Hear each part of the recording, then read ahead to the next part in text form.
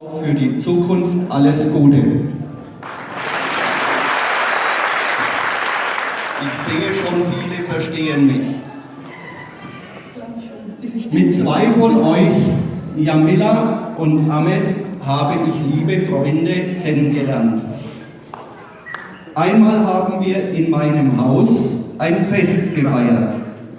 Jamila sagte, es kommen 12 Personen. Am Ende waren, ich glaube, es waren 50. Es war ein tolles Fest und ich denke gerne zurück. Amira, wie heißt sie? Ahmed und Jamila haben gesagt, wir sind eingeladen, haben sie gesagt, manatti affeere nama kudhanii lamatti dhufaan hojjette booda wagguu nama 12 qopheessu nama 50 dhufee.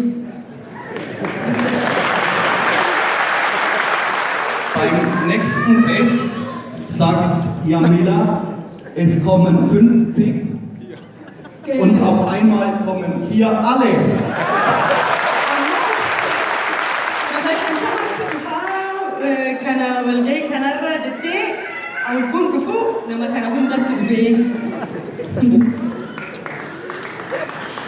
Da wir Christen morgen die Auferstehung Christi feiern, wünsche ich euch Kan Gamachu, Somi Hika Christiana Isinifi Hatahu.